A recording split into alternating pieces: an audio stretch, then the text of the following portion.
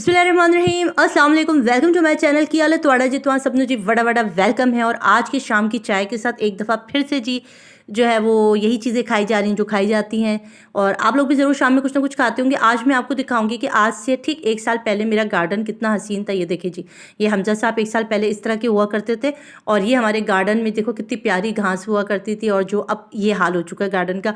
आज मुझसे किसी ने मैसेज करके पूछा कि आप जो है ना अपने गार्डन को जो है ना वो अच्छा सा कर दें तो बहुत अच्छा लगेगा, ग्रास वाला कर दो। तो मैंने कहा यार मेरा गार्डन बहुत खूबसूरत था, बहुत प्यारा था, इसमें इतने अच्छे अच्छे पौधे और बहुत खूबसूरत था, मगर जो मेरा माली है ना वो लापता हुआ है। वो जैसे ही रिटर्न आएंगे ना वापस अपने गांव से, तो इंशाल्लाह मैं इसको फिर से जो है ना बहुत खूबसूरत करूँगी, और आपको ज़रूर दिखाऊंगी कि मैंने अपने गार्डन को किस तरह से दोबारा से जो है ना वो प्यारा कर दिया, और झूले छूले भी लगाऊंगी इंशाल्लाह। वो व्लॉग भी आपके साथ शेयर करूँगी। अच्छा, आज एक स्टोरी है, और उन्होंने मुझसे अपनी स्टोरी शेयर की। काफ़ी दिन था कि वो मुझसे कह रही थी कि मेरी स्टोरी शेयर करें, तो मैंने कहा ठीक है मैं ज़रूर आपकी स्टोरी शेयर करूँगी। तो ये बताती हैं कि ये जो थी ना, ये अपने पेरेंट्स की जो है वो काफ़ी मन्नत मुरादों के बाद पैदा हुई हुई बेटी थी। यानी कि ये 7 साल के बाद जो है वो अपने वालिदैन को मिली, और इनके बाद जो है वो इनके फादर मदर को जो है वो 3 बेटे और 1 बेटी, यानी कि ये लोग कुल 2 बहनें और 3 भाई थे। पैसे वाले थे, खाते पीते रहते थे, और इनका जो बिज़नेस था ना इनके फादर का बहुत अच्छा था। तो ये कहती है कि मैं बचपन से जो थी ना बहुत खूबसूरत, बहुत स्मार्ट, बहुत प्यारी सी थी, कंची कंची मेरी आंखें थी, बहुत खूबसूरत मैं थी। मगर क्या हुआ, वक्त के साथ साथ जैसे मैं टीन एज में आई, 13-14 एज में लगी, तो इनके जो है ना हार्मोन्स प्रॉब्लम होना शुरू हो गया, और जिसकी वजह से इनका वेट जो है ना वो काफ़ी गेन हो गया। बहुत ज़्यादा ये जो है ना मोटी हो गई, और अपनी उम्र से बहुत बड़ी लगने लगी। तो ये एक प्रॉब्लम इनकी ज़िंदगी में आया, जिसको इन्होंने काफ़ी इलाज वगैरह भी करवाया, काफ़ी कुछ हुआ, मगर जो वेट था ना वो कम नहीं हो रहा था। और कहती कि उसके साथ साथ मैं खाने पीने की भी काफ़ी शौकीन थी, कि मैं खाती पीती भी थी, तो मैं काफ़ी हेल्दी हो गई। तो इनकी फिर जब शादी की बारी आई, तो इनकी शादी नहीं हो पा रही थी, इनकी छोटी बहन की शादी हो गई, और इसका जो है ना वो कहीं पर भी रिश्ता सही से लग नहीं पा रहा था, क्योंकि इसके मोटापे को लेके काफ़ी इश्यूज़ हो रहे थे। तो इनके फादर ने, जो इनके ही ऑफिस में एक जो इनके वर्कर थे, मतलब अच्छा काम करते थे, जॉब पर थे, उसके साथ जो है वो इसकी शादी करा दी गई। अच्छा, शादी हो गई, कह रही लड़का जो था वो बहुत ख्याल रखता था, अच्छी फैमिली से था, उसके पेरेंट्स भी थे, और जेठ जेठानियाँ, मतलब पूरा भरा हुआ फैमिली था। तो इसके फादर ने इनको जो है ना वो एक अलग सेपरेट घर लेकर दिया था, कि आप जो है ना वो मेरी बेटी को अलग रखिए, क्योंकि वो ससुराल के झंझटों में नहीं पड़ सकती। तो लड़के ने भी इस बात को एग्री किया था, और उसके जो ससुराल वाले थे वो भी इस बात पर एग्री थे कि अगर लड़की जो है ना वो अलग रहेगी तो हमें कोई इशू नहीं है। तो यहाँ ये कहती है कि मैंने बहुत अच्छी लाइफ रही, हम लोग हनीमून पे भी गए, हमने बहुत अच्छे, हमारे फादर ने जो है ना, और जब मेरी शादी हुई तो हस्बैंड की सैलरी भी अच्छी खासी बढ़ा दी, और जो सोर्स ऑफ इनकम अच्छी हो गई, गाड़ी भी थी, घर भी था, सब कुछ मेरे फादर ने दिया, और मैं एक बहुत हैप्पी लाइफ में थी। अच्छा, ससुराल भी मैं ज़्यादातर जाती रहती थी, वहाँ पर मैं अपनी सास का, नंदों का, जेठानी, जेठ, इन सब का बहुत ख्याल करती थी। तो कह रही बस एक बहुत अच्छी लाइफ चल रही थी, मेरी ज़िंदगी बहुत अच्छे से गुजर रही थी। तो इस बात को तकरीबन, कोई कह रही है कि मेरी शादी को तकरीबन 2 ढाई साल हो गए। तो अचानक जो है ना वो इनकी तबीयत काफ़ी ख़राब रहने लगी। प्रेगनेंसी तो नहीं हो रही थी, मगर इनके जो जिस्म है ना उसके अंदर कुछ कॉम्प्लिकेशन होना शुरू हो गए, इनके मोटापे को लेकर, इनके हार्मोन्स को लेके। तो जिसकी वजह से काफ़ी ज़्यादा जो है ना वो बीमार थोड़ा रहने लगी, कि उतनी एक्टिव नहीं थी, ज़्यादातर ये बिस्तर पे रहती हैं, बेड पे रहती, और बहुत ज़्यादा एक्टिव नहीं थी। तो इन्होंने जो है ना वो आहिस्ता-आहिस्ता महसूस किया कि इनका जो बॉडी है ना वो अब इनके ज़हन के साथ काम नहीं करता। तो बहुत ज़्यादा नकाहत का शिकार हो गई, पार्टीज़ में जाना कम कर दिया, अपने पेरेंट्स के घर जाना भी बहुत कम कर दिया, बहुत ज़्यादा सोशल वर्किंग इससे ख़त्म कर दी, और अपना टाइम जो है ना इससे घर में देना शुरू कर दिया। तो ये बताती है कि यार ऐसा हुआ कि 2.5 साल के बाद जब मुझे ये बीमारियाँ लगनी शुरू हुई, और मैं मुस्तकिल डॉक्टर से दिखाती रही, तो डॉक्टर ने कहा आपको कमज़ोरी है, नकाहत है, आपको सोचती रहती हैं, आपने स्ट्रेस लिया हुआ है, आपको परेशानी। तो मैं कहती थी मुझे कोई ऐसा स्ट्रेस है नहीं, अल्हम्दुलिल्लाह अच्छी मैरिज लाइफ है, हस्बैंड बहुत केयरिंग है, बहुत ख्याल करता है, बहुत प्यार करता है, और सब कुछ सेट है। मगर मैं जो हूँ ना वो अंदर से पता नहीं क्यों मैं घुलती जा रही हूँ, बीमार हूँ ज़हनी तौर पर। अच्छा, इस अरसे को इसको कह रही है कि मुझे इस तरह से बीमार होते हुए तकरीबन जो है मुझे 1 साल का अरसा और हो गया, यानी कि 3.5 साल मेरी शादी को हो गए, और मैं मुस्तकिल अपने घर में क़ैद हो गई। मियाँ की अपनी जो था वो कभी अपने अब्बू की तरफ चले गए, या कभी तो कहते थे कि चलो भाई हमें इस शादी में जाना है या इस इवेंट में जाना है, तो मैं यही कहती थी कि यार मेरा जो है ना मूड नहीं हो रहा, या मैं थकी हुई हूँ, मैं सो रही हूँ, मुझे दिल नहीं कर रहा, मैं मुझे बस कह रही मैं ज़िंदगी से एक बेजारियत सी मुझे हो गई, कि ना मैं बस बिल्कुल ख़त्म हो गई, कट गई।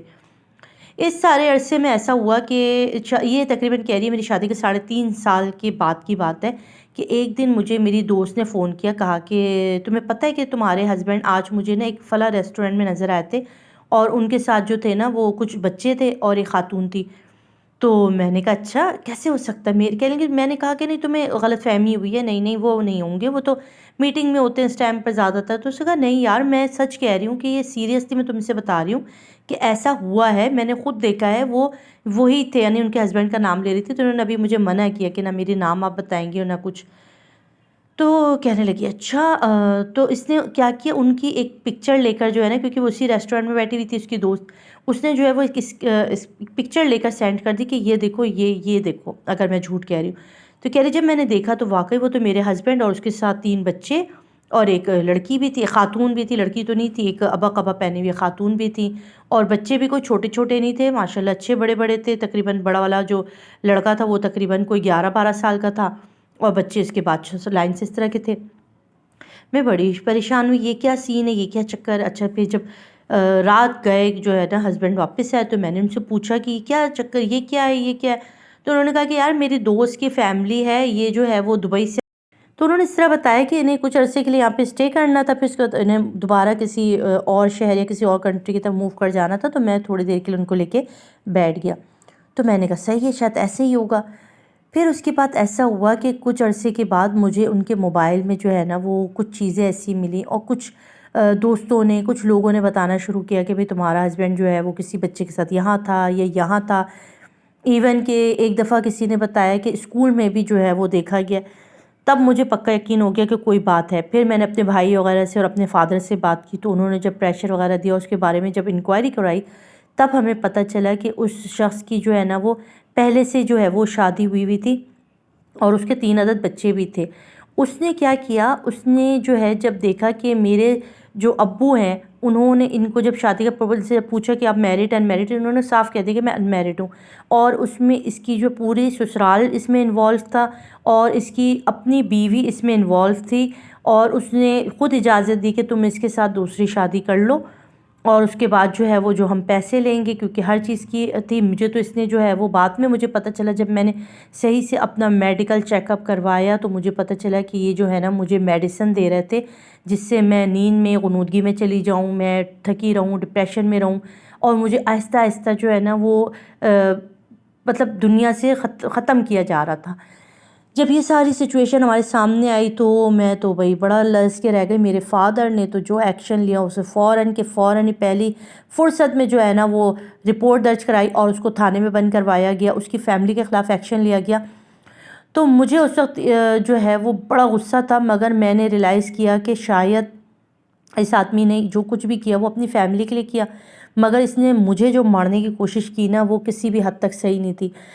तो फिर इसके बाद क्या हुआ, ये केस जो है वो अदालत में चला और मुझे जो है सिर्फ मैंने ये कह के कि इसके पेरेंट्स वगैरह को जो है इस सब में मत लाया जाए और सिर्फ इस बंदे के ख़िलाफ़ कार्रवाई की जाए, क्योंकि उसके पेरेंट्स तो इसमें इन्वॉल्व थे। ये सारी बात हमारे सामने आई कि सब लोगों ने प्लान करके सारा कुछ मेरे साथ किया था, जिसका मुझे बहुत दुःख है। आज तक मुझे ये दुःख है कि मेरी ज़िंदगी में ये सारा कुछ हुआ और केस जो है अभी तक हमारा अदालत में है और मुझे उम्मीद है कि इस केस से इंशाअल्लाह उस बंदे को जो है ना वो ठीक-ठाक किस्म की सज़ा मिलेगी, क्योंकि उसने जो हमारे साथ किया ना, मेरे साथ किया, मेरी फ़ैमिली के साथ किया, वो बहुत ही ख़तरनाक था, बहुत बुरा।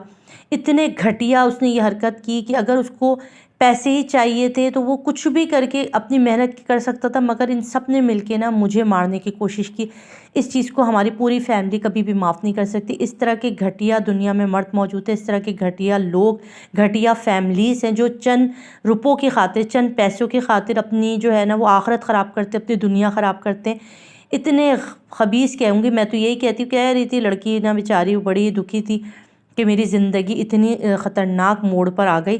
और अभी जो है वो इन्होंने उनसे जो है वो खुला का भी कहा है, खुला भी ले रही, क्योंकि अभी रिसेंटली इनके साथ ये सब कुछ हो रहा है। तो उन्होंने खुला का भी कहा है, अदालत में केस भी है। तो कहती हैं कि आप मुझे बताएं कि देखिए मेरे साथ कितना बड़ा जुल्म किया गया और इस तरह की मेरे साथ मैं इतना टूट फूट गई थी। अब अल्हम्दुलिल्लाह कहती मैं रिकवर हो चुकी हूँ, मैं इन सारे प्रोसेस से निकल आई हूँ और अब मेरी सेहत भी अल्हम्दुलिल्लाह बेहतर है, मैं अपने पेरेंट्स के घर हूँ और मैंने जो है ना वो उस बंदे को माफ़ नहीं करना। मैंने तो जो है ना उसके साथ जो कार्रवाई करनी है, अदालत में फ़िलहाल ये केस जो है वो कोर्ट में है और उसकी पेशी, क्योंकि यहाँ पर जो है ना कोर्ट इतनी जल्दी सब कुछ जो है ना वो ख़त्म नहीं करते मामलात। तो कह रही कि कोर्ट में है और इंशाल्लाह उसे उम्मीद है कि उसके साथ इंसाफ किया जाएगा और इस बंदे के साथ जो है ना सबक नहीं होगा। तो इस तरह के भी लोग हैं, इस तरह की स्टोरीज़ भी हैं जो लोगों के सामने आती हैं। मुझे बेइंतहा दुख है कि एक इतनी अच्छी पढ़ी लिखी एक इतनी खूबसूरत लड़की के साथ, और सिर्फ इस बुनियाद पर कि वो मोटी थी। हमारे माशरे में मोटी लड़कियों को, काली लड़कियों को इंसान ही नहीं समझा जाता है। कितनी बुरी बात है कि उसको रिश्ता नहीं दिया जाता। ये नहीं देखते कि उसका दिल कितना अच्छा, उसकी एजुकेशन कितनी अच्छी है। हम लोग बस जो है ना यहाँ पर ज़ाहिरी खूबसूरती को देखते हैं। ज़ाहिरी खूबसूरती कहते हैं ना, उस लड़के की हम लोगों ने ज़ाहिरी खूबसूरती देखी, उसका अंदर का नहीं देखा कि वो लड़का अंदर से कितना बदसूरत था। उसकी खूबसूरती, उसकी पर्सनैलिटी देख के हमारे फादर ने जो मेरी शादी की, मगर जो है वो अंदर से कितना सियाकार था। इसी तरह ही होता है, मोटी हो या खूबसूरत नहीं खूबसूरत, हमारे माशरे का अलमिया है। हम नहीं इस चीज़ को कह भी सकते ना, हम कहें भी, मगर फिर भी हमें जो है ना अपने भाइयों के लिए, अपने बच्चों के लिए खूबसूरत और प्यारी लड़कियाँ ही चाहिए, भले वो अंदर से कैसी भी हों।